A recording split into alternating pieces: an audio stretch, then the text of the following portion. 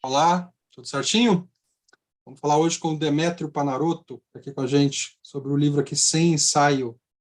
É um livro de 2022, foi lançado lá na Cotter, editora Cotter, mas saiu em Portugal.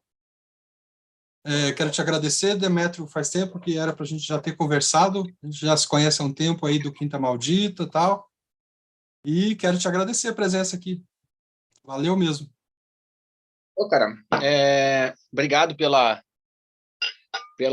oportunidade. Acho que é sempre um pouquinho isso, né? Se a gente tentar conversar sobre aquilo que a gente vai, aos poucos, colocando no mundo, né? Esses livros que vão sendo lançados aqui e acolá, é sempre importante essas conversas e essas trocas. Afinal de contas, são outros olhares sobre aquilo que a gente escreveu em algum momento, em alguma tensão, em alguma situação, e esses olhares são sempre bem-vindos. Bora. Massa. O canal vai nesse sentido, né, de escutar, principalmente. Estava até refletindo sobre isso hoje, escutar, e o canal funciona também com as pessoas, né, as pessoas se inscrevendo, as pessoas comentando. Tem a Ana Beatriz Brau, que me ajuda aqui, faz a parte técnica e às vezes participa de algumas conversas também. Então, eu tenho que agradecer essas pessoas que já se inscreveram no canal, quem está assistindo, quem divulga o trabalho. A ideia é essa multiplicação mesmo, essa deriva aí. E, nesse sentido, falar do teu livro é bem interessante, porque é um livro também que traz esse aspecto de deriva, né? De diáspora, de transição, de roteiro, né? Daqui a pouco a gente vai falar um pouquinho.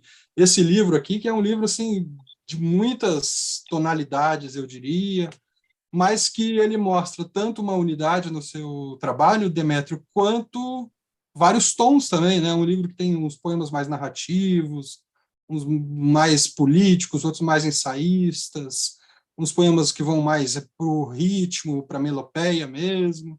Então, dá um panorama interessante, tem essa cara de apresentação, né? E aí você podia falar um pouquinho do porquê esse livro, o porquê dele ser um projeto para Portugal, né? Bora lá. Primeiro, assim, o ano passado estive em Lisboa em abril, né? E uma conversa, conheci o Marcos Pamplona, da Cotter, né? Então, o Marcos está lá uns 4 anos, um pouquinho mais, e com esse braço, né, da Cotter Brasil lá, então, editando livros em Portugal. E depois de uma conversa com ele, ele me sinalizou assim, ele disse, pô, Demétrio, né, seria bacana lançar o livro, né? A conversa foi em torno de lançar um livro por lá, né? Ele seria bacana lançar um livro, mas seria bacana você também pensar num livro em que você pudesse apresentar um pouco o teu trabalho, né?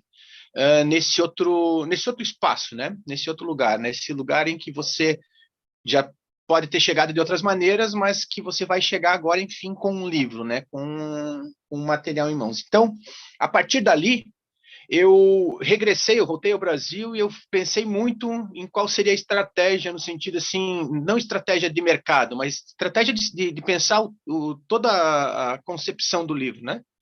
Então, o livro, ele se divide em 4 partes, né? A primeira parte, os sertões, né? Em que são 5 poemas: Sertão Xenofontes, Sertão Glauber, Sertão Tom Zé, Sertão Favela e Sertão Chapecó, né? Então, E fazendo um Euclides. percurso. E o Sertão Euclides, desculpa, são seis sertões. E o Sertão Aham. Euclides. Aí, e fazendo um percurso um pouco daquilo que está na minha dissertação de mestrado, daquilo que está no meu doutorado, mas que também está lá no começo, né? No meu ponto de partida, que é a minha cidade, minha cidade natal, que é Chapecó, Santa Catarina, né? E a segunda parte do livro é do sertão à costa, né? Então, brincando um pouco com essa ideia de você pensar num personagem que ele, de certa maneira, é interiorano, migrando para o litoral, que não deixa de ser um percurso que eu faço, né? O exato momento que eu saio de Chapecó e passo a morar em Florianópolis. O terceiro percurso, né, essa terceira parte, seria da costa ao mar, né? E aí o quarto, um apêndice com 3 poemas em espanhol, que não deixa de ser uma espécie de uma provocação. Ou seja, como se fosse um retorno a Portugal, né, de algumas impressões, de algumas imagens e de algumas coisas que eu achei que estavam dentro do meu trabalho já, né, como em outros momentos, e que retomam, né, a partir desse olhar. Retomam por esse olhar daquilo que é do fazer acadêmico, né, do fazer de pesquisa e do fazer artística, né? E um pouco disso que você comentou, desse fazer artístico, que ele está dentro do modo como eu trabalho com a canção, né? Pô, tenho banda há mais de 30 anos, né? Toco há mais de 30 anos. Então, por exemplo, o carnaval eu estava em cima do palco numa outra pegada, numa outra medida. Tem a ver com aquilo que eu faço com a imagem, né? Sou professor no curso de cinema, sou professor de roteiro no curso de cinema, né? Então, um pouco em relação àquilo dos poemas que têm essa característica, né? Que brincam com essa questão do imagético, né? Então, em relação aos filmes, curta-metragens ou documentários que eu fiz recentemente, e a questão da literatura, né? Que é o meu ponto de partida, né? Formado em letras português e inglês e todo o percurso pelo viés literário, pelo fato de eu ter trabalhado 4 anos também como professor substituto na Universidade Federal aqui, e todas as demandas que envolvem essa coisa da sala de aula, né? Perfeito. Foi até interessante a tua resposta, porque você trouxe um pouco da sua apresentação também, do seu percurso, né? Eu acabei não fazendo isso. A gente, em geral, deixa essa mini biografia dos nossos entrevistados na descrição, mas o Demétrio, né, um cara que já tem publicação, por exemplo, na poesia há mais de 20 anos, pelo menos, pelo que eu pude, e tem assim uma pancada de livros também, além de toda essa trajetória que cruza na sua produção poética, com certeza aí. Inclusive, você falou agora há pouco do Marcos Pamplona, que foi um cara com quem a gente conversou aqui também do livro dele lançado pela Cotter, o Ninguém Nos Salvará de Nós, né? Então, um cara que já frequenta aqui e para quem eu estou escrevendo a orelha do próximo livro de crônica também. Olha só, Um que cara bacana. muito querido nosso aqui também. Cara, essa trajetória, né, esse trânsito Brasil, Portugal, Brasil, países africanos de língua portuguesa é algo que se intensificou, eu diria, nos últimos, né, 10 anos, pelo menos, com muita intensidade, né? Outro dia a gente conversou aqui também com a Mar Becker, e a Mar Becker Sim. também tá lançando o livro lá em Portugal agora, a Canção Derruída, e também pela Sírio Alvim. Outro tempo atrás a gente conversou aqui com a Manuela Bezerra de Mello e o Vladimir Weiss, lá da Urutau, falando daquele projeto Volta para a Tua Terra. Eu acho que isso é um dado posto, né, Demetrio, essa relação de lançamento de poetas portugueses no Brasil, como, por exemplo, na Corsário Satã, estão saindo vários poetas contemporâneos portugueses, autores africanos também. Isso coloca a língua portuguesa numa espécie de espaço diaspórico, né? A gente pode pensar assim, né? O teu livro também se encaixaria nesse processo, né? Acho que sim, ou seja, nesses vários diálogos daquilo que é o trânsito, né? Que eu acho que isso é importante de perceber. E eu acho que a busca também pela possibilidade desse trânsito no sentido desses diálogos possíveis com a questão da língua portuguesa, ou seja, com essas várias outras línguas portuguesas, né? Por exemplo, o ano passado assim eu fiz uma pequena leitura num evento em Belém, quando eu estava em Lisboa, quando eu fui no segundo semestre para lançar o livro, que tinha poetas assim de Moçambique, Angola, Cabo Verde, Portugal, Brasil, sabe? Acentuação do português.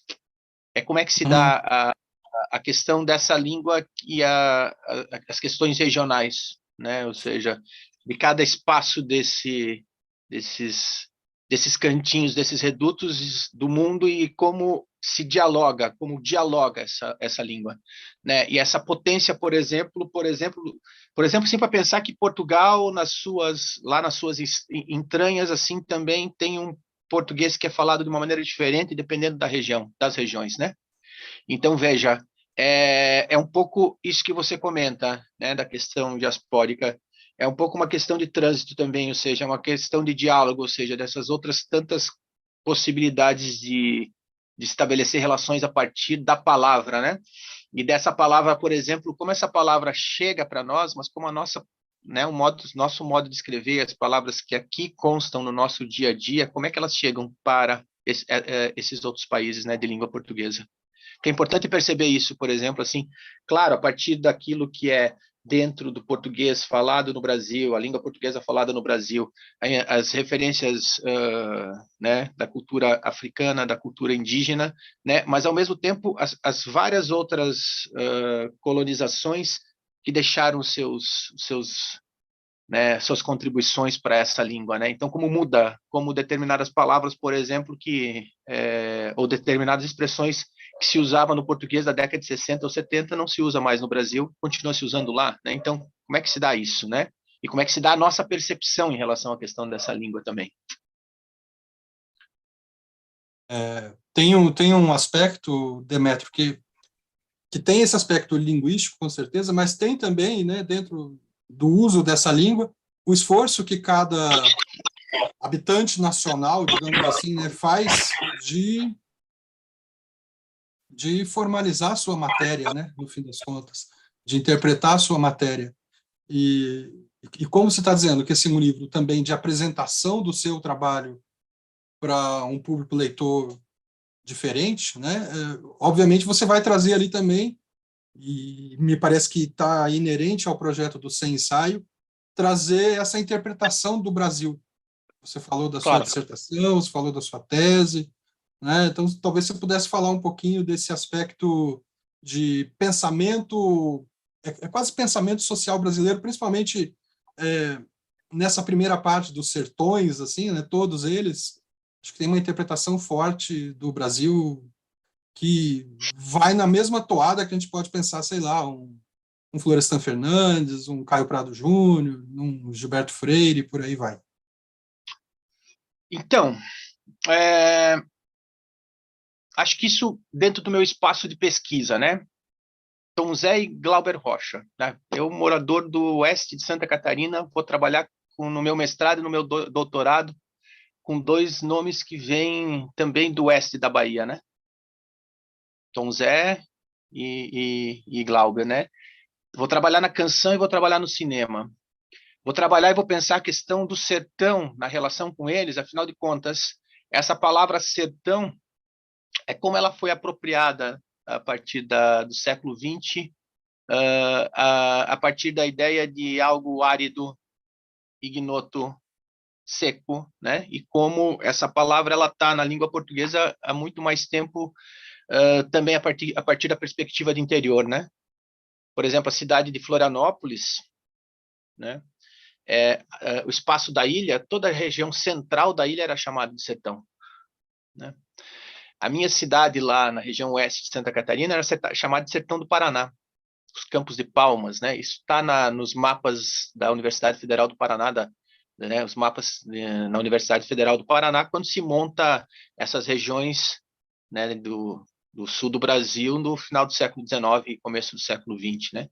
Então, onde essa palavra sertão na minha cabeça ela está na relação com as coisas que eu faço, na relação com as coisas, né, com as coisas que eu pesquiso, na relação também com o meu espaço da sala de aula. Afinal de contas, no exato momento que eu penso num nome como Tom Zé, que é um nome que fica à margem da dita cuja música popular brasileira durante um tempo, né, resgatado no sentido de que é a partir, né, do modo como o nome dele passa a circular fora do Brasil de novo, né, por conta do David Byrne, que ele volta a circular no Brasil. É impressionante isso, né? E é engraçado que o fato de ele, numa movimentação dele estar voltando para Irará, que é o interior da Bahia, o fato de fora ele ter aparecido faz com que ele permaneça em São Paulo e com que ele passe a dialogar com o restante do mundo de uma outra maneira, né? Ou para a gente pensar a questão do Glauber, em especial do Glauber no sentido também pela questão do sertão e principalmente pela questão da representação. Bora lá, eu acho que eu montei em relação à minha tese de doutorado, acho que eu montei um monstro, né? A gente sempre monta algo que a gente não consegue dar conta, né?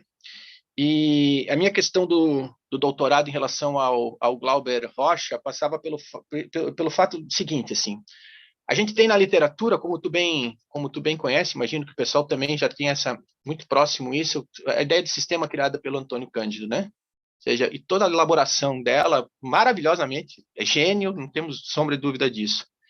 Temos aquilo que vem pelo Haroldo de Campos em uma perspectiva, né, ou seja, do sequestro, do barroco nessa lógica. E aí os irmãos Campos, né, ou seja, aí vem Sousandrade, vem Quilquerri, vem Gregório de Matos e o próprio Euclides da Cunha, né? Então, a hora que eu resolvo fazer a minha tese de doutorado, a ideia era pensar por que esse cinema do Glauber da década de 70, que também trabalha com o sertão, só que como ele é realizado fora do Brasil, e como ele não tem o tom representativo, ele não tinha o mesmo espaço crítico, ou ele não tinha a mesma pegada crítica no sentido de entender de qual sertão ele estava falando ou do que ele estava falando. É o Glauber da década de 60, de Barra Vento, Deus e o Diabo, Terra em Transe, o Santo Guerreiro, é o Glauber desse sertão representativo, digamos que. Vamos colocar essa ideia de representação bem entre aspas, porque nós precisaríamos desdobrá-la, né? O da década de 70 é o Glauber que continua falando do sertão, via Xenofontes. Só que, como você não tem o espectro da representação, você não tem como... Não é que você não tem. Como você não tem o espectro da representação, a crítica não consegue dar conta dele, né? Essa crítica mais tradicional.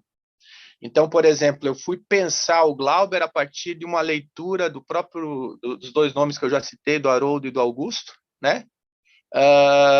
E pensar o Glauber a partir dos sertões, de uma outra perspectiva dos sertões. Não os sertões como é lido pelo sistema do Antônio Cândido, mas os sertões do Euclides a partir da perspectiva poética. Né? Pensa no sonetoterapia do Augusto de Campos, pensa nos transsertões do Haroldo, e aí nós vamos ter uma outra perspectiva de linguagem. Só que para eu fazer esse percurso durante uma tese de doutorado, no momento que eu tive 2 filhos, que eu estava como professor substituto na universidade, trabalhando 40 horas, sabe? Eu me dei conta do monstro que eu havia concebido. Uhum. Então, é um pouco por aí a perspectiva de leitura que está no livro Sem Ensaio, que é de um livro sem ensaio que parte do interior para o centro, e não no percurso normalmente trabalhado, que é, né, centro do mundo, aquele eixo Europa, Estados Unidos, a ideia de moda, a ideia de moderno que chega, daí que se concebe um espaço central no Brasil, Rio, São Paulo, para depois chegar em Santa Catarina, para chegar em Chapecó. Não, é o percurso inverso, sabe? É um percurso de que eu me entendo, por exemplo, partindo de Chapecó, que eu estou muito mais próximo da capital do Paraguai, do Uruguai, da Argentina, do que de Brasília, sabe, na sua localização geográfica. Que centro é esse? Que outro centro é esse que é possível pensar a partir de uma outra perspectiva? Então, essa perspectiva é de pensar nos pares, né? Seja naquilo que em algum momento eu me identifico, seja na canção, seja no cinema, seja na literatura. Pois é, e isso que você está me falando, de certo modo, reverbera em outras conversas que tivemos aqui também. Eu não quero ser chato nesse aspecto, mas entrevistando outros escritores ou professores aqui da nossa região sul, o Fernando Gil, por exemplo, aqui da Federal do Paraná, falando sobre o romance rural. O Fischer fazendo uma proposta, o Fischer lá do Rio Grande do Sul, fazendo uma proposta nova de história da literatura brasileira que sai um pouco desse eixo centralista do Antônio Cândido, por exemplo. Há um tempo atrás eu conversei com o Marcelo Labes, falando lá do Paraíso Paraguai também, essa proximidade que você acabou de estabelecer. Então, eu acho que é uma coisa muito nossa da região sul fazer essa desconstrução, a gente pode até colocar nesse termo mais banal, assim, mas, né, vulgarizado, dessa leitura de Brasil que imperou né, até o século XX, a gente pode dizer assim. Então, isso que você fala reverbera muito nessas outras falas também. No caso dos sertões que você traz, há uma variedade ali em termos de linguagem, né? O sertão Tom Zé, por exemplo, era muito mais rítmico, muito mais na pegada do tambor mesmo. A gente poderia até ler esse... Xaquixó, xaqui, xaquixó, sertão tom, sertão tom, sertão tom, Zé sertão tom, sertão tom, sertão tom, sertão tom, Zé sertão. né? Ou seja, ele tem uma pegada na relação com a canção, né? Mas com o elemento rítmico da canção, né? Exato. Então, por exemplo, assim, no exato momento que você pega aquilo que está no livro, né? Esse costume, e é natural que isso aconteça, de você ler, né? Anavases anaveno, sertão tom, sertão tom, sertão tom zé, sertão tom, né? E aí você, ao ler isso, você tem um diálogo com o papel, né? Ou seja, com o modo com que em algum momento nos sinalizaram lá desde a escola primária, como é que se deve operar a leitura, né? Então, o jogo ele é muito mais cancional, né? E aí, por exemplo, muda do sertão tom, né? Do sertão Tom Zé para aquilo que é o sertão Chapecó, por exemplo, né? Que é Que é quando entra totalmente narrativa daí, né? totalmente narrativa, com o elemento da dramaturgia, né? Com essas cabeças cortadas que estão no Glauber, né? E que montam uma ideia de uma fala e uma contrafala, né? Dentro desse espaço, como se fosse uma fala, um coro, esse personagem principal, esse narrador, esse coro contrapondo. Quem são essas cabeças cortadas e quantas cabeças cortadas são necessárias para se manter essa ideia de sustentação daquilo que é a estrutura social, né? Então, assim, os poemas eles vão variando nessa primeira parte do livro por conta disso, né? Desses jogos, né? O Sertão Glauber não dá para carregar nas costas alguém que não quer colo. De dedo em Deus, num dia a dia diabo, diáspora ou aporia sovada atrás da moita, pausa para dança.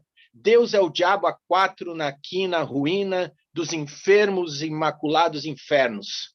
Falta de traquejo assovia na traqueia, atrapalha seca para falar e coça, Deus sertão diabo, e dança. Com diablo por Deus, quiabo não hablo, descalabro rubro, rosna, taque pariu, Rebeca e o padre renega, pois é, cega do olho do cu. Eu deserto, tu disserta, ele decerto, nós boquiaberto, vós incerto, eles decreto. De Deus sertão diabo valvulado, interno, interior, intravenal, das Américas enlutadas. Impróprio para banho, fanho calo da pedra no rim, pedregulho de Riobaldi de Adorim, só assim eu danço. Baleia a Bíblia não lia, família que de peleia pia, azaleia popoca revelia. E quando se via, o tom da merda no intestino preso era pálido igual farinha. Quando o lagarto plano na areia, antes rebosteava e se debatia. Se debatia sim de se debater, se debatendo com o outro numa prosa que afina o sangue. Colesterol, corisco currado, o tiro agachado atrás das guampas. Comida para os porcos, Dil, no rolete, banquete de cavalo, cavalete, poleiro, pulê, pojo, gagina, donde o fora é mais dentro que o cume. Deu sertão diabo, invejo, gulo, iro, luxúrio, preguiço, soberbo, avarezo. És fúrio, de corpo que rasteja, insosso.com, a biblioteca de Euclides Alcunha Pó, nem Porto, Proto, Guesa, Lusíadas, Souza Mário, Osvaldrandade, sertão é bem mais fígado que figada, carcará mano de uma figa. Fisgado se morre no costado de um cheiro atrás da moita de alfavaca. E dança, pois da cirrose do pato só cimente o cemitério. De novos traumas, almas, lamas, se verossímil de doer no ribeirão sem gota d'água, pois é divertido, diverticulite. Glauber rochosamente o corte no coite da corte, ninguém bate palmas concentrados no cabra, cabrito, cabresto, pescoço que não brota, broto na pena, pano, roto, sujo, mal lavado, até parece dança. De cateterismo não se morre mais do que lado a lada e empalado pela vida. Deu sertão diabo é o esfíncter que se fecha ou que se abre com um tapão no pé da orelha. Sangre cega, diabano, mas que não voa. Asa branca gorda não assa como assum preto. Assunto para depois do caos. No hoje de ontem nunca atravessa só quem sabe traçar curvas entre dois cactos. Do resto, piada, ainda mais quando se pausa a música para dançar e o corpo se desajunta e se desajeita na realidade. Sertão, se assim for para dizer, no pé do ouvido do ensejo, é uma planta que favela no tempo, incrustado na pedra do mar. Massa. Então, Esses poemas já existiam ou eles estão aqui compostos para o livro sem ensaio? um meio a meio. Uhum. Alguns poemas eu já tinha publicado, por exemplo, na Voz Pública da Poesia do Ronald, ou na Germina, uma ou outra coisa, na Incomunidade mesmo, também em Portugal, alguma coisa, uma ou outra, sim. Alguma coisa eu havia lido no próprio Quinta Maldita, mas a partir da definição de que eu trabalharia com, né, desse primeiro capítulo com essa característica, aí eu fui, por exemplo, o Sertão Euclides já estava escrito, só que ele tinha uma outra dinâmica. Então eu aproveitei uma publicação, né, uma ideia de uma publicação numa revista, eu reescrevi esse sertão. Reescrevi como se fosse um sertão a ideia, né? Porque o Sertão de Euclides, ele começa a partir daquilo que é o Planalto Central do Brasil desce, né? Ou seja, a primeira fala dos sertões, e ele termina, o meu sertão também, como o de Euclides, né? Desculpe a prepotência, ele termina as linhas essenciais do crime e da loucura, com a frase que abre o Euclides e com a frase que fecha, né? Então, para criar esse outro miolo, como se esse outro miolo como é que eu repenso esse outro miolo, né? Então, o próprio sertão favela, o sertão Tom Zé, o sertão Xenofontes, é aquilo que eu penso, né, e que eu proponho a partir de... o sertão Glauber já tinha uma ideia, né, mas eles são escritos especialmente aqui. No restante do livro, alguns poemas eu vou buscar de outros livros para colocar nesse também. Uma outra coisa, sabe, que eu achei que seria bacana acrescentar por conta do diálogo que se estabelecia. Uhum. Sim, eu tenho alguns outros livros aqui do Demétrio, esse 15 minutos e 39, é isso? Isso aí. Né? De 2008, parece.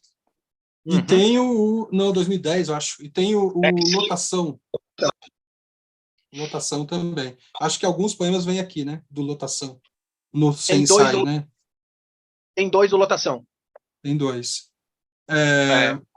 A base do Lotação, ela se mantém, né? Que é o poema Lotação, que depois foi transformado num curta-metragem também, e que tem essa pegada dessa dinâmica de um texto mais longo também. De um poema mais longo, né?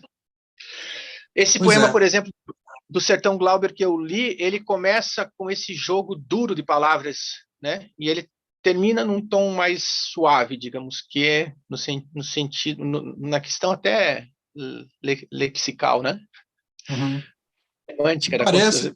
Você veja que dá para pensar que o livro também faça isso, né? Que o livro, na sua dinâmica da estrutura da leitura, se a gente for ler ele linearmente, que o sem ensaio, ele também vai amansando, eu diria, principalmente na terceira parte. A terceira parte introduz ali o amor, o riso, introduz uns outros aspectos ainda, mas a gente já chega lá.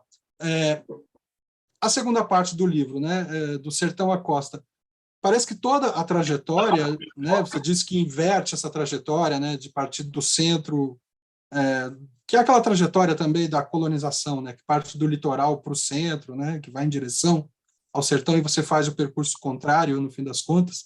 Toda essa trajetória tem, a gente pode pensar que tem uma pegada assim que é anticolonial, né, que vai justamente nesse sentido oposto, né. Por exemplo, ali na página, deixa eu ver o que eu marquei aqui, 63, Quem tem medo da palavra. Eu adorei esse poema, cara. Assim, que me parece ser um poema totalmente anticolonial também nesse sentido, porque trabalha com esse significante dono que vai sendo dramatizado em outros significantes, né, na sequência. E você quer ler esse poema? Quem Tem Medo Ora, da Palavra, eu gostei muito desse poema. faz tempo que eu não leio ele. Quem tem medo da palavra? A palavra não tem dono ou donos, não deveria ter ônus, talvez bônus. Impressa em papel carbono, onde apenas menciono e não direciono. Em alguns casos tem fono, quando me posiciono. Pode ser um estéreo ou mono, tem tonos, anos, anos, humus quando lavra, a terra insossa, maçã, pera, pomo. Pode ter ou dar sono, rei momo, empapuçado no trono, gulodices, jujuba bala de goma, atropelado pelo Cronos. Sumo de sumarenta a cada gomo, ou quando me sumo, retomo e me aprumo. Reúno e turno, independente se diurno noturno, demiurgo, expurgo, homo em pedaços, cona, cano, desculpa, cona, cano, cono, como? A palavra não tem dono. Perfeito. Assim, Achei é muito porque massa. esse é um exercício, é porque esse é um exercício para mim que tá tem um livro, os livros infantis você não tem, né? Então, por exemplo, assim, o Arquipélago, né, que é um livro para criança, né? E vamos pensar assim, né, ou para infância, ele tem um jogo. Ele é trabalhado aqui em Florianópolis, em algumas escolas do estado também. Já vai para o 5º ano que ele é trabalhado numa escola e apenas uma das escolas adotou ele já faz 5 anos, né? Ah, Então, espera, acho que eu tenho, só não achei aqui, mas acho que eu tenho sim. pronto. Ele tem essa coisa com a palavra, assim, eu brilho, tu brilhas, ele brilha, quantas ilhas tem a palavra arquipélago, quantas terão se juntarmos as palavras guerrilha, presilha, palmilha. Na palavra armadilha, além de ilha, tem ar, tem arma. Já imaginaram o mar que encontrei, maravilha?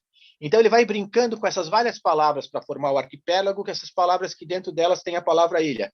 Fervilha, ervilha, matilha, esquadrilha, escotilha, lentilha, braguilha, vasilha, sapatilha, baunilha, tortilhas, gargantilha, pastilha, cartilha, cecedilha, né? Tratado de Tordesilhas, milhas, queda da Bastilha, compatilha. Então, ele é todo montado a partir de 4 versos. Ele vai terminar num sexteto, né? Pois não importa o formato, redonda ou redondilha. Comecei com um quarteto, terminarei numa cestilha. Naufraguei à tua procura, ainda moro numa ilha. Né? Então, que daí é o jogo mais suave com a palavra. Né? Eu não vejo problema de trabalhar com a palavra, independente do modo como essa palavra se monta, sabe? Então, em algum momento, por exemplo, quando eu digo isso, assim, a questão do quem tem dono da palavra, quem tem, que a palavra não tem dono, né? É como pensar, é porque em algum momento parece que a palavra ela é aprisionada num determinado lugar e muitas vezes o próprio ensino da língua portuguesa nas escolas passa por esse exercício de torná-la uma prisão, né? Como se a palavra tivesse um único sentido, um único significado. Então, isso está no jogo, por exemplo, dos poemas voltados para a criança, mas isso está no jogo dos poemas, ou nas questões que eu trabalho, por exemplo, a partir da própria palavra sertão, né? A partir do momento em que eu vou brincar com, né, na página 61, uma antes desse poema que eu li, né, a carta, né?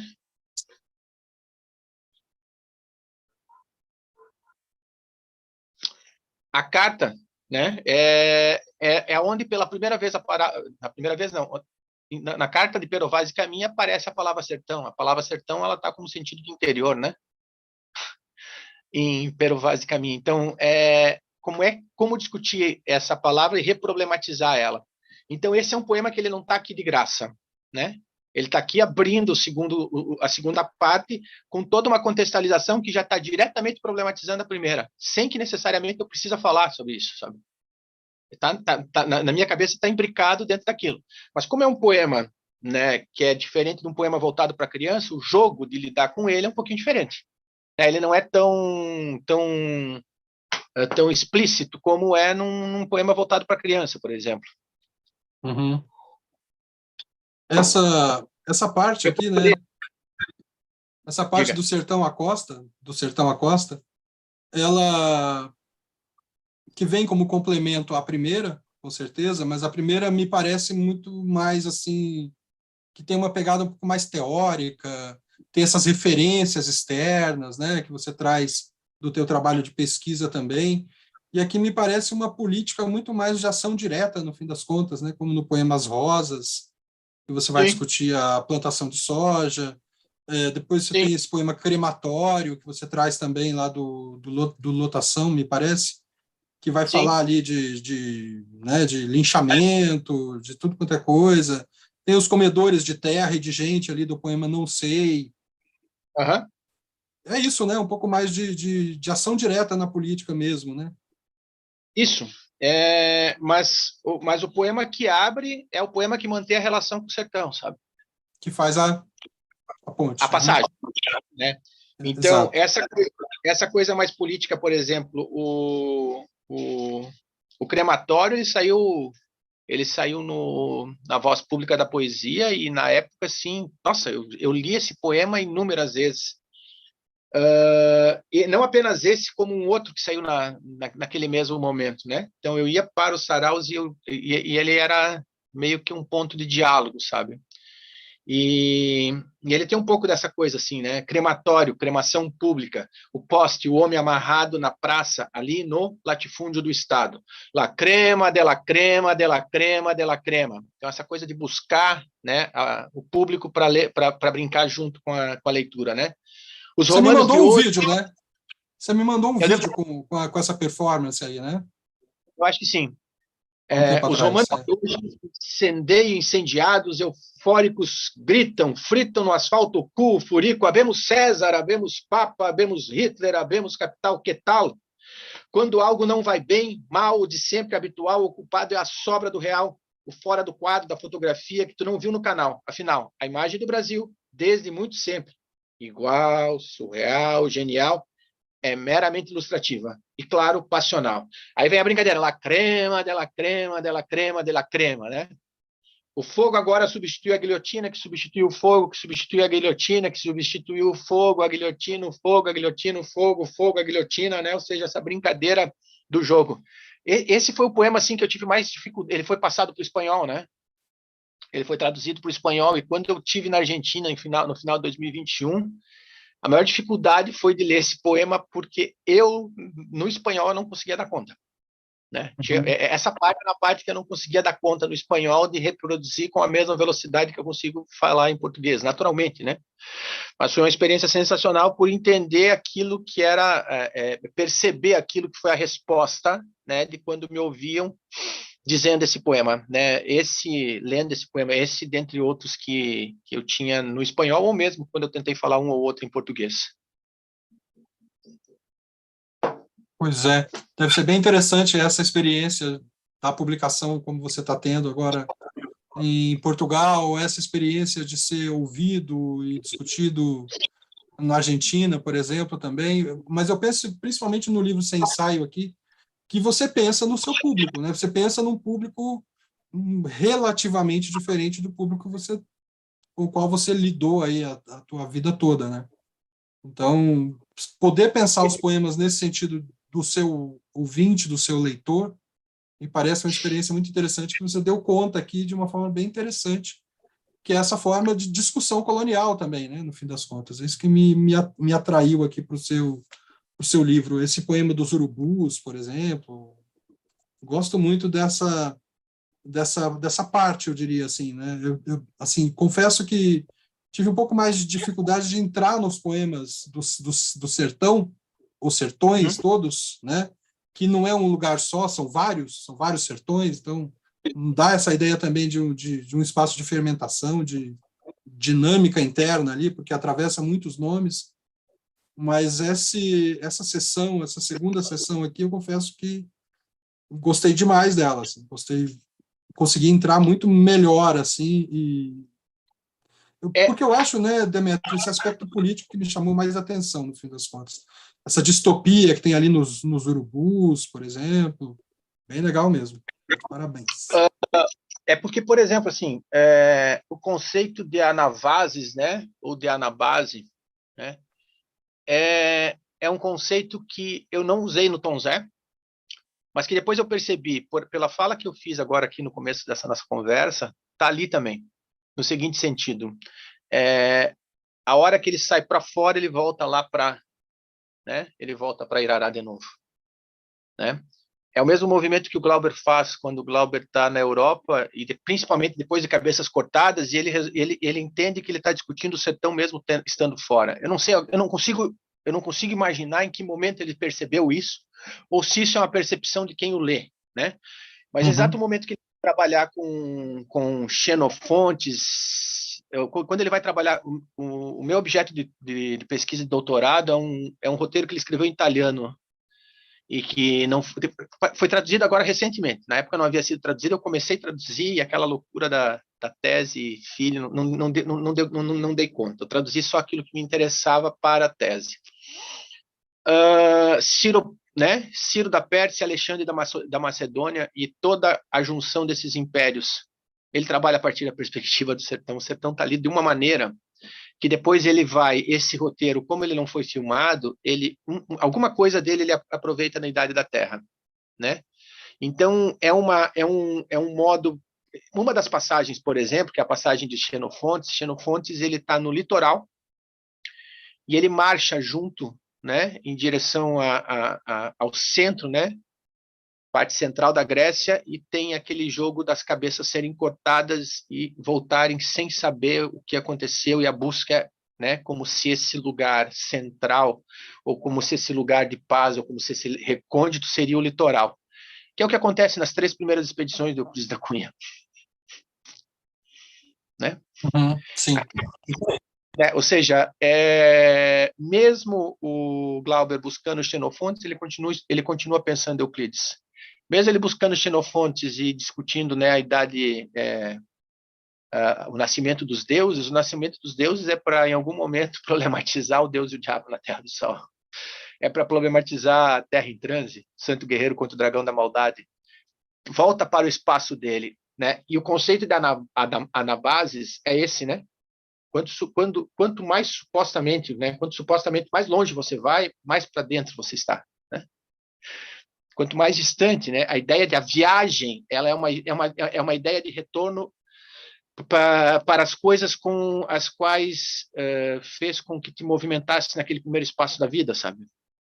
Né? Então, você pode pegar o Paulo Freire, se quiser, né? O Paulo Freire, quando o sotaque dele de pernambucano era mais de recifense, né? Era mais forte ainda quando ele retorna a Recife, né? Ele não deixou. Interessante. Né? Me ocorreram outros 2 exemplos aqui. Um foi o cara que eu estudei no mestrado também, o José Lins do Rego. Ele tem livros de crônicas para quando ele vai para Portugal, ele vai para a Grécia, etc.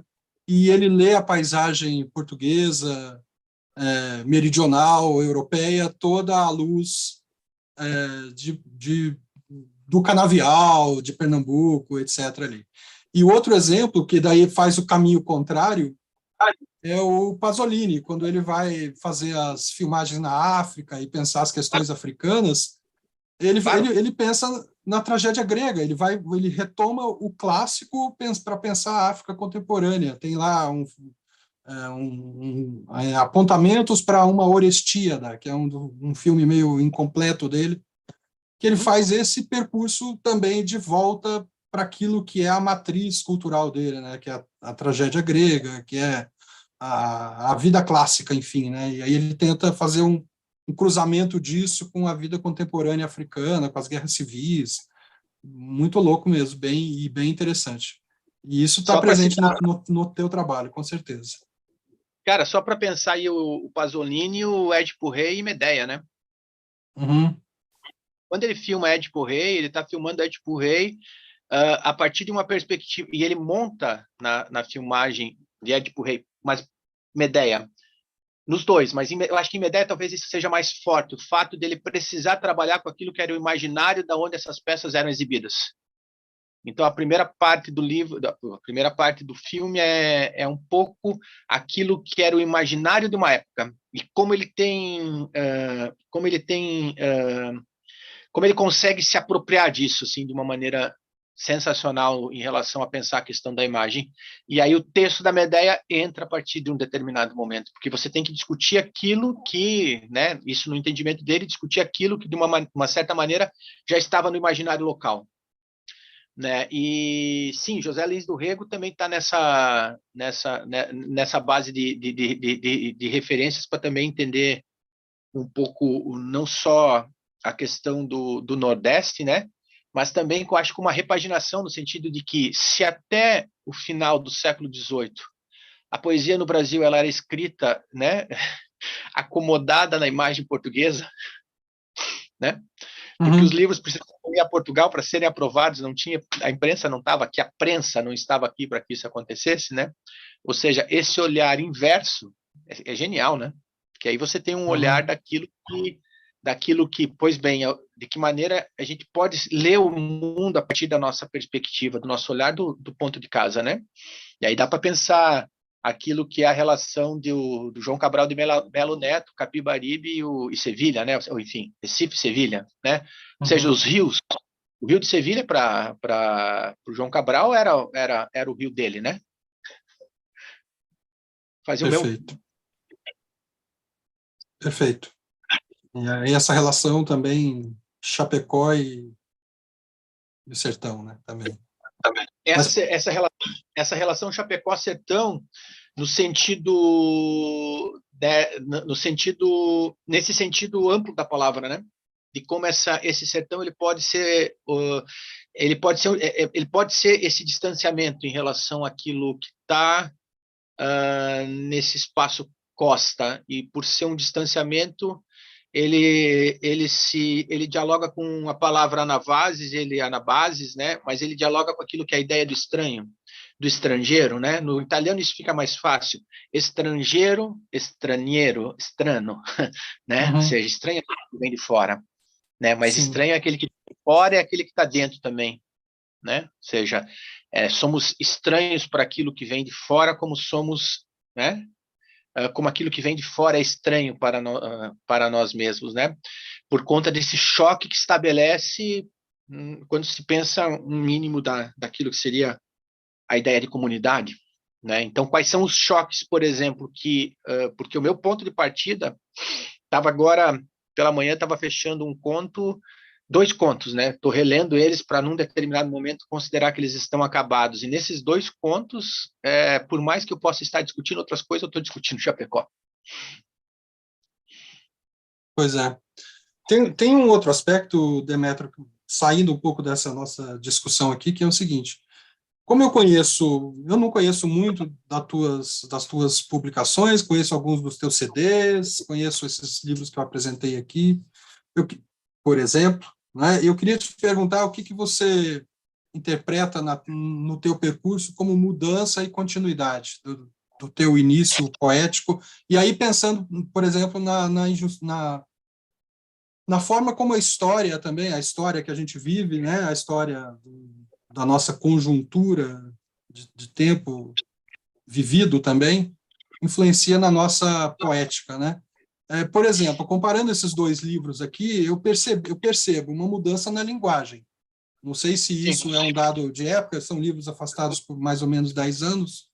Um que eu diria mais hermético, o outro que eu diria mais comunicativo, lotação, né, que aposta mais nessa possibilidade da conversa. Mas eu percebo também uma continuidade que é essa afeição pelo poema narrativo. Isso eu acho que parece que está nos dois livros, que está muito presente no Sem Ensaio também. Assim, muito das pessoas que te leem fazem associação entre o teu trabalho de escritor e de compositor e de músico, mas também de cineasta. Então, assim, queria que você trouxesse um pouco essa discussão da relação entre poesia e narrativa na sua obra, né? Que eu acho que é uma constante, me parece. Acho que dá para pensar assim, ó. Tanto o 1539 como Mas é Isso um Acontecimento são dois livros que saem na sequência, eles saem pela editora da casa do Carlos Henrique Schroeder, né? Na época foi uma conversa muito legal com o Manuel Ricardo de Lima. E era o momento do doutorado, cara. Uhum. Então, veja, é um momento do doutorado em que esse elemento hermético me parece que vinha por conta da conjunção das leituras, né? Teóricas, né? E aí o quanto isso tá no espaço da escrita, né?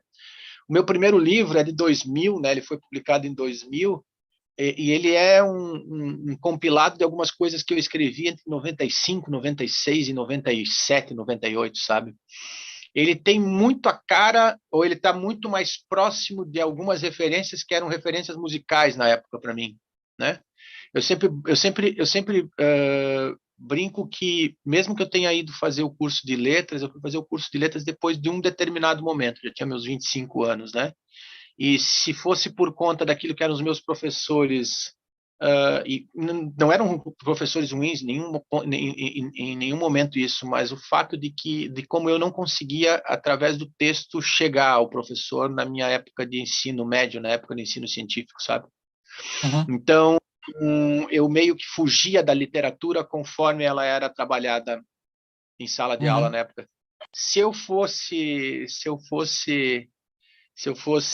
dar conta daquilo que eu aprendi no meu ensino médio, por exemplo, eu jamais gostaria de Machado de Assis.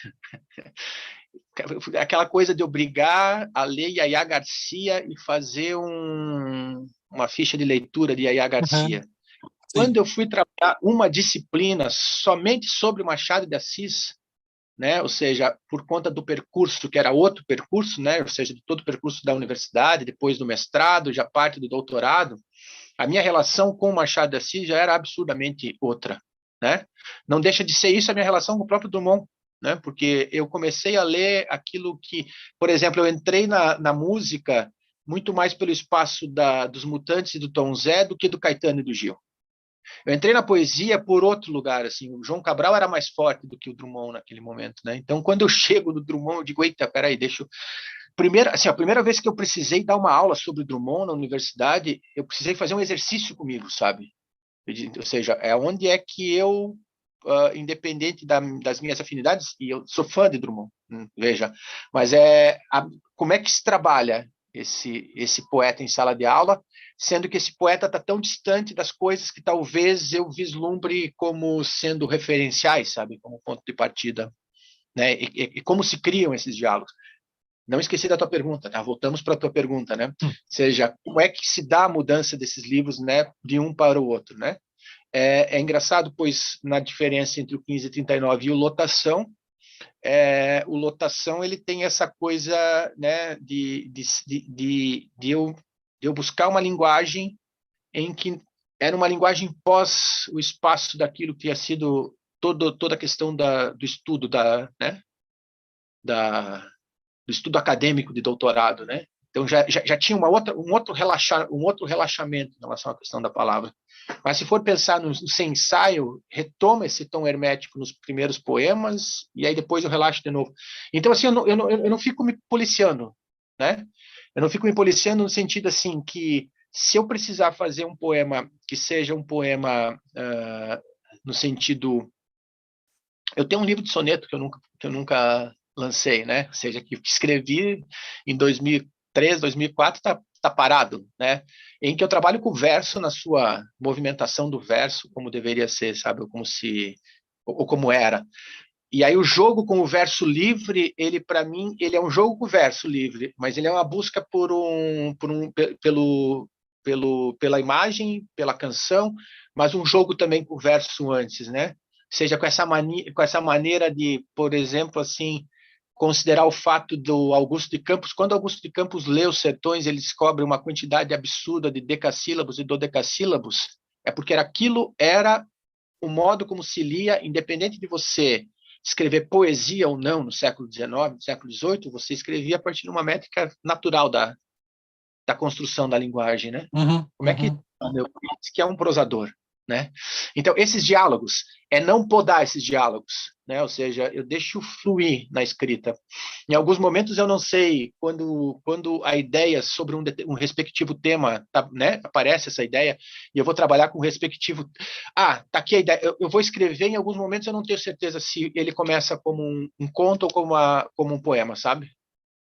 Eu deixo percebê-lo, eu deixo me perceber ele no papel, sentir um pouco como ele vai caminhando, né, como ele vai andando.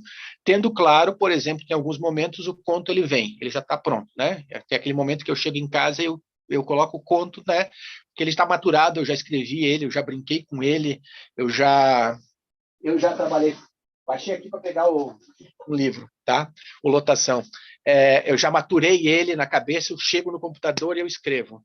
Mas tem aquele momento em que eu tento escrever que não anda, não anda no sentido de que eu não consigo dar o acabamento que eu imaginava, né? E aí tem esses outros vários momentos que são os diálogos com a rua, né? Ou com esse senso de observação. Porque, por exemplo, assim, eu trabalho com aulas assim de produção de escrita desde do 2000, sabe? Então, essa coisa do perceber a rua. Eu sou um cara, eu caminho todos os dias, se eu puder, né? Mas quando eu posso, todo dia uma caminhada, pelo menos 1 hora e pouco, né? E a ideia de caminhar na rua é porque eu não tenho paciência para ficar dentro de uma academia, sabe? Aquilo não, a rua ela me chama a atenção, eu faço trajetos diferentes, ela me dá respostas diferentes e ela me estimula no sentido, eu faço uma leitura, eu preparo as aulas muitas vezes caminhando, né? Ou seja, eu li, eu vou para a rua, saio caminhar, eu volto, eu já tenho a sequência daquilo que eu vou fazer, qual é a sequência com a qual eu vou articular, aonde eu posso reprocessar e trabalhar. Mas eu vim falando disso também um pouquinho da rua por conta desse poema, que é o Código de Barras do Lotação. Eu já falei isso como exemplo mais que uma vez, assim. Eu estava chegando próximo de casa, né, e de repente eu escutei assim uma moça no ponto de ônibus, ela deu um grito assim, cabra! Aí eu olhei assim e disse, eita, o que houve, né? Ela disse, já falei para você cobrar dessa filha não sei o que, não sei o que lá, e xingou, né, falando no celular. Aí eu cheguei em casa assim, é como se não precisasse de outro exercício, a não ser que o poema estava na minha cabeça já, né? Código de barras. 1. Cobra na fatura, mordida sem medida, a prestação da morte, sangue já fora das veias, sorriso de testemunha, o fim é dependurado. 2. Cobra no boleto, felicidade em vidrinhos, boletas pagas, mordida lenta, sono, alguns meses de vida, corpo parafusado no caixão. 3. Cobra na duplicata, um duo de miséria, as presas inoculando, servidão, servilismo, só falta a vítima depois do acalanto. 4. Cobra em prestação, parece aperto de sucuri, morte abençoada, puxa o ar, nem vírgula vem, baba no canto da boca, sorriso amarelo pastel. 5. Cobra juros e correção, tipo cobra curral, nem juras de amor, chupando o próprio rabo, para se manter quase morto, risco de vida nulo. Cobra no cartão, de crédito ou de débito. Mais venenosa que a Piton. Tu nem vê de onde vem o bote, aula de contorcionismo, num canto da vida um xerox da certidão de óbito. 7. Cobra na TV. Para dar ibope para o dinheiro, patrocinado pelo dinheiro, que só aumenta o dinheiro de quem tem mais dinheiro, dinheiro, dinheiro, dinheiro. 8. Cobra online. Enfia o dedo no cu, aperta na tecla Enter, do caixão virtual das alças de créditos recentes, funerária de internet. 9. Cobra na justiça. Ajusta o surto que dá dinheiro para louco, pinga na conta do juiz, os olhos saltando, cremação em loco. 10. A cobra, que também sou, acabou de me cobrar algo. Sabe, é aquele estímulo que ele vem de uma relação, e aí acho que, né, para retomar o próprio Euclides da Cunha. Né? Para mim, a genialidade do Euclides está no fato de que está aqui a biblioteca, né? Então tu tem a tua aí, tem aqui, né? A minha está aqui a porra da biblioteca. A porra da biblioteca do Euclides da Cunha, a hora que ele se deparou com o sertão, ele entendeu que não funcionava. Está entendendo? Ou seja, tudo aquilo que você lê, que está no texto, está no texto. Aquilo que está na rua de uma outra maneira. Tem um tipo de diálogo. Toda a construção que o Euclides faz da terra, a guerra e... Como é que é a terceira? Tá aqui o livro. A luta. A luta. A terra, o homem e a luta. A terra, o homem e a luta. Ele tem uma conjunção adversativa que ele usa toda hora. O sertão é isso, isso, isso, isso, mas também é o paraíso. O sertão trololó, trololó, trololó, trololó, mas também não sei das quantas. É como se a concepção que ele tivesse feito do sertão da biblioteca era uma, e quando ele se depara com o sertão, ele descobre que o sertão é muito diferente daquilo que ele tinha concebido no texto. Toda a ideia que ele tem sobre o homem, né, e todas as relações para pensar o homem, né, que ele pensa principalmente com a ideia no contraponto com o gaúcho, a hora que ele se depara com o sertanejo, ele diz, aonde é que eu não entendia isso, sabe? Isso está um grau de sensibilidade, e nesse jogo, assim, é isso, mas é isso também. Nunca é uma coisa só. As duas coisas, elas estão juntas, né? E talvez esse seja o contraponto de Euclides que as pessoas não conseguem entender, porque no Brasil a gente vive sempre a dicotomia, ou uma ou outra. Mas teria aí também, eu acho que uma poética sua, no fim das contas, né? Ali no Sertão Xenofontes, por exemplo, está lá. Eu acho que vai bem na direção disso que você falou sobre a biblioteca. Esparramando o sentido que não se prensa no pomar das deusas e no charqueado da teoria. Eu acho que vai bem, né, é totalmente homólogo a isso que você disse em relação à biblioteca. Viu, Demétrio? E da costa ao mar? Da costa ao mar vai indo em direção a É um outro engraçado tipo de poética aqui que você diria que que é a unidade dessa poética dessa sessão aqui? eu acho que é a brincadeira do funeral, né? Que é o primeiro poema já. As pessoas na proa, no convés de pessoa quando, na canoa encanou o vento, onde o verso entoa, toa, toa, toada de defunto, esfumaçado em goiabeira, enquanto os marinheiros poetas uivavam, tus a la morte, tus a la morte, tus a la morte. Ouro de dízimo canônico, cheiro na alegoria do dinheiro, ore, dore, por favor, chore, implore, afinal, pimenta no café é para alma ensandecida, a borra que escorre no desfiladeiro da garganta, onde os uivos protelam mágoas na medida, tus a la morte, tus a la morte, tus a la morte. Reporta o soluço, necrosado no osso do peito, maquiavélico, do caule ao sacrifício, premonitório, cabeças que dançam sem, os corpos tortos mortos, regurgitando com um sorriso sardônico, tus a la morte, tus a la morte, tus a la morte. É prazer ar ou prazerar? O verbo não reagia à verborragia do dilúvio, então o uivo dos comandantes em dias brados e retumbantes, patéticos na ética de Platão, poéticos na patética de Aristóteles e malfeitores de Mimesis, celebravam tus a la morte, tus a la morte, tus a la morte. Nem o precipício salva quando me vejo no espelho, nem mesmo o principio, vento, relho, esguelho e anseio, não sou príncipe na primazia, primata que envenena o que sobra, de vulnerável na mata e mata, consciente o verbo, onipresente, tus a la morte, tus a la morte, tus a la morte. O poeta estava de castigo, no caralho atento a exumar o estrume no vento, Exu, trocadilho infame, de um mar, ame o troca-troca de um caudilho encantado com os urubus assoviando nos ouvidos dos pássaros. Tus a la morte, tus a la morte, tus a la morte.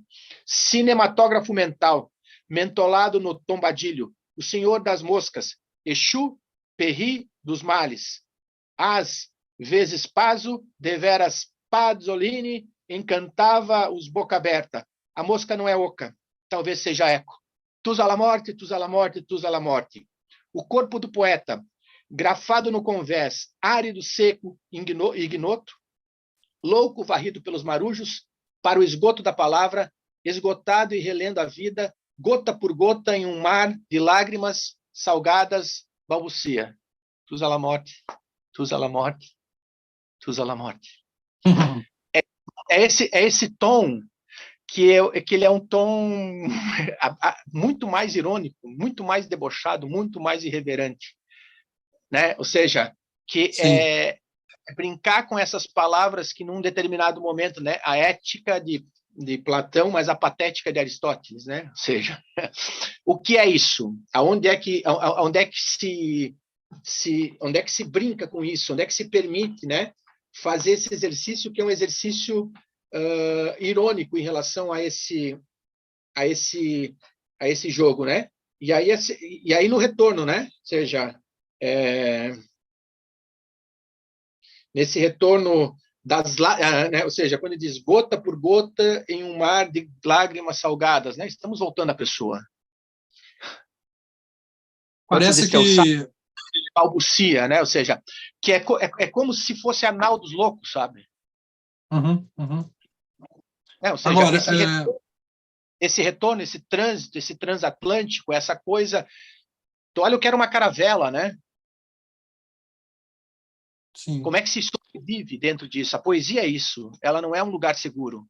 Talvez a gente possa brincar um pouco com aquilo que é a seriedade com a qual se transformou a poesia ou aquilo que se escreve de um tempo para cá. Claro que estamos falando de alguns redutos, né? Ou seja, tem uma falta de entendimento daquilo que é a possibilidade de você brincar. A palavra é um jogo. A possibilidade de você brincar com a palavra. Eu brinco com a palavra o tempo todo. Você está entendendo? Ou seja, eu brinco com ela quando é mais infantil, eu brinco com ela quando é mais para cá, um pouco mais para lá, mas é percebendo esses vários significados que as palavras têm e aonde quando elas migram daqui para lá, elas mudam o sentido. Por que se muda o sentido disso? Aonde é que se adquire outros sentidos, outras camadas, outras vestes, né? O Tus à la morte é isso, né? É tudo até a morte, não são todos até a morte. É tudo. E aí você sai um pouco da ideia de narrativa, né? Porque, por exemplo, ali puxar essa brincadeira é sair da narrativa também, não só do hermetismo, mas sair da narrativa. Você tem lá a aula de cochilo, ou esse que eu adorei também, e assim, adorei, mas assim, sinceramente, achei diferente pra caramba em relação aos outros, que é o No Amor é Assim. Esse, Sim. assim, eu achei assim, bem. Entra quase como um ruído positivo, eu diria, aqui no livro, né? No livro sem ensaio. No Amor é Assim, que é um tom totalmente não violento, totalmente não político, vai para outro lado, que é o do gozo mesmo, né? Dessa Porque brincadeira que você está falando. é que mesmo nesse espaço mais sombrio que tu possa pensar do convés de um navio, né? Tem o gozo também, né? A vida também é o gozo. Ele está Uhum. junto. Então, no amor é assim, a gente possui, é possuído, a gente quer sem ser querido, a gente nem sempre percebe quando é percebido, a gente consome, é consumido. É todo um jogo, esse jogo com as palavras. Mas perceba que o jogo com as palavras, ele está junto, né? Ele está junto quando ele é mais poético, mas ele está junto lá no sertão, no sertão Glauber, para a gente voltar lá para o começo, né? Quando esse sertão Glauber ele aparece assim como um elemento de exato momento que aquele no sertão Glauber quando tem aquele elemento do invejo, gulo, iro, luxúrio, preguiço, ou seja, onde é que tá esse o que desaparece também? Porque as palavras elas têm esse, por que num determinado momento a palavra ela é mais uma coisa do que outra, né? Por que um nome, por exemplo, ele pega mais no masculino do que no feminino? Por que a palavra, ela assim, né? Porque é fúrio, né?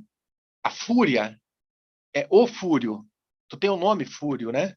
É um nome italiano, né? Ou seja, então tu tem essas várias brincadeiras que se faz no jogo da palavra. O jogo pode ser verso, o jogo pode ser imagem, o jogo pode ser canção, o jogo pode ser mais político, pode ser mais amoroso, que me parece que é um pouco aquilo que sou eu, sabe? Isso é essa pegada, assim, né? De Ricardo, assim, quando a gente começou a tocar com 16, 17 anos em Chapecó, né? Uma cidade que a gente não tinha acesso na época não tinha internet, não tinha acesso. E a gente resolve sair de lá nas sextas-feiras para ir a Porto Alegre ou a Curitiba para conseguir se aproximar de algo para além daquilo que a gente consumia no dia a dia. É porque a gente estava fazendo um exercício de ir em busca de algo, né, que a própria cidade não oferecia. Então, quando a gente começa a tocar numa cidade do interior e querer fazer, né, na nossa ingenuidade, na nossa loucura, fazer música própria, a gente está dentro de um espaço fazendo algo em que a gente se percebeu que dava para fazer. Então, essa percepção de dar para fazer, ela é alimentada nos vários projetos que eu faço, sejam projetos com a canção, sejam os projetos com a música, sejam os projetos com o cinema. É do se permitir fazer, sabe? Mas entendendo que essa permissão, ou seja, eu me dar essa permissão, ela também passa pelo meu crivo, né? De eu entender o quanto é que nesse crivo, o quanto eu sou crítico às coisas que eu faço. Nossa, tem coisas que num determinado momento eu digo, não, isso aqui, a quantidade de textos que eu tenho, que eu não publiquei, porque eu não consegui entender ainda se eu havia chegado em algo que fosse mais, né, mais forte, mais potente, mais, né, que tivesse a minha cara, vão ficando parado num determinado momento. Mas, ao mesmo tempo, essa liberdade de não escolher o tema, né, mas deixar que o tema flui a partir daquilo que a bagagem que a gente traz, que é a bagagem de leitura, isso que está aqui, aquilo que eu te falei para ti, que para mim é super importante, que é o diálogo disso com a rua. É super importante. Esse time, né, dos dois lugares, como esses dois lugares se juntam para formar um jogo de linguagem que, se num determinado momento ele precisa ser teórico, ele precisa ter o elemento pronto, se num determinado momento ele precisa ser mais próximo, ele é mais próximo, sabe? A palavra, ela te dá essa possibilidade. Quando eu dou aula de cinema, muitas vezes eu trabalho muito mais com literatura do que com cinema. Quando eu dou aula de literatura, muitas vezes eu trabalho mais com a imagem, né? Ou seja, não deixando apenas aquela confluência daquilo que é o próprio espaço te dizer o que são as coisas, né? Como é que elas funcionam. É como se você fosse para uma aula de literatura para ter algo de um espaço fechado do espaço da literatura. A literatura é absurdamente aberta para fechar desse jeito, para se transformar em lamúria de Facebook, sabe, ou de redes sociais, porque daquilo que me parece que é o time daquilo que é a escrita contemporânea numa determinada medida, as pessoas entregarem tudo antes, né? É como se te contradissessem a ideia de literatura por mais que a gente discuta onde é que surge essa literatura, sabendo que ela surge dentro de um espaço, de uma sociedade moderna, numa sociedade capitalista, a gente entende isso, né? Mas, então vamos para a ideia de poiesis do Aristóteles, que era criação, né? Ou seja, criação é você criar algo, e não você apenas aceitar aquilo que é o grupo nicho onde você se encontra, dialogando, né? Então, essa ideia de criação, ela passa pelo fato de você manusear de várias maneiras. Esse é o meu entendimento, né? Então, por exemplo, assim, em alguns momentos eu pego livros de pessoas próximas, assim, escritores, escritoras, e que eles já entregaram tudo na internet que está no livro. Sabe? Não é entregar o texto. Você pode postar um texto, um poema do livro, isso eu entendo. Mas eles já descreveram o livro, tem uma sinopse do livro, tem um tutorial do livro, tem um coach do livro, tem um não sei que diacho do livro, sabe? Te explicando o detalhe de onde vai, por que vai. Como assim? Parece que não dá possibilidade da interpretação. Chega até aquelas fotinhas assim com a lombada dos livros. O meu livro eu escrevi a partir desses 4 escritores, 5. Como assim, cara? Que jeito é esse? Onde é que você não dá a possibilidade do outro interpretar ou entender aquilo que tu faz? Como é que você se sustenta a esse mundo mercadológico, né? Que a gente sabe como ele está e da maneira como ele está. Eu uso muito Fahrenheit para isso, né? Quando o personagem ele olha, ele diz linda, e você tem o que para dizer? E a personagem está lá esperando para responder. Eu tenho tal coisa. Concorda? Concordo, sabe? Ou seja, essa coisa do Facebook e você marcar as pessoas irem lá e concordar contigo. Né? Ou seja, é muito Exato. Fahrenheit. É como se estivesse queimando o livro o tempo todo, mesmo produzindo, sabe? Demétrio, eu acho que a gente poderia ir se encaminhando para o fecho aqui, a partir da última parte do seu livro Sem Ensaio, que eu acho que conversa com isso que você expôs agora por último, essa ideia da literatura como abertura de sentido, como dar espaço para a interpretação do outro, e o Sem Ensaio faz esse percurso, começa no sertão, do sertão para a costa, da costa para o mar, E aí chega no final, você mete lá 3 poemas em espanhol. Você disse no início que era uma espécie de provocação, uma espécie de ironia, de piscadela, ou seja, de sair da curva, né? De sair da caixinha do que seria esperado para um fecho de um livro como esse, que tem uma trajetória que eu diria que é mais, que tem uma coerência interna aqui nessas 3 partes anteriores. Fala um pouquinho dessa última parte do livro e por que ela está aqui, Pronto. que foi. Bora. Dessa experiência que eu tive na Argentina em final de 2021, participando do Vapoesia, né? Eu já estive na Argentina em outras 10, 12 oportunidades, né? Mas essa foi uma experiência que foi uma experiência, né, de estar em vários espaços, né? Desses espaços que casas para atendimento de pessoas em condição de rua, de imigrantes, comedores, penitenciária, entre Buenos Aires e Mendoza. Eu fiz mais de 30 leituras. E num determinado momento, nessa experiência, eu me dei conta que eu podia me colocar, né, na condição de tentar escrever em espanhol. Esse é o ponto de partida, né? Então, na época, eu tenho um livro escrito, todo ele com poemas em espanhol, o Cine, né? Que aí, pronto, aí dialoga com esse outro espaço, né? Ou seja, ele é todo cinematográfico na sua concepção. Quando eu estava fechando esse livro, né, eu entendi que a provocação podia vir desse lugar e pensar 3 desses poemas que estão nesse outro livro, que não saiu ainda, que eu não sei quando vai sair, se vai sair, mas que alguns poemas deles foram publicados na Argentina, no México e no Chile. Como seria possível trazer esses poemas para cá e quais seriam os poemas que entrariam num ponto de diálogo com essa coisa do narrativo, mas também do imagético, né? Ou seja, pensar nesse imagético. E a escolha, principalmente pelo poema para fechar, né? Ele tem imagens apócrifas, né? Imagens apócrifas, né? É porque ele fecha ele fecha brincando, né, com o assinado Demétrio, seria firmado Demétrio, né? Ou seja, el poema arriba no fui yo quem lo escrevi. Ou seja, como se eu dissesse, esse livro todo não fui eu que escrevi. Então, me pareceu no acabamento, né, pois eu tenho esse poema no livro em espanhol, firmado Demétrio, né? Ou seja, é como se eu brincasse com a ideia, sim, essa escrita fui eu, mas essa escrita que é minha, só existe por conta dessa outra coisa toda, sabe? Sou eu e não sou eu dentro do espaço, é uma coisa junto com a outra, né? Se a gente quiser pensar invertendo a lógica, né?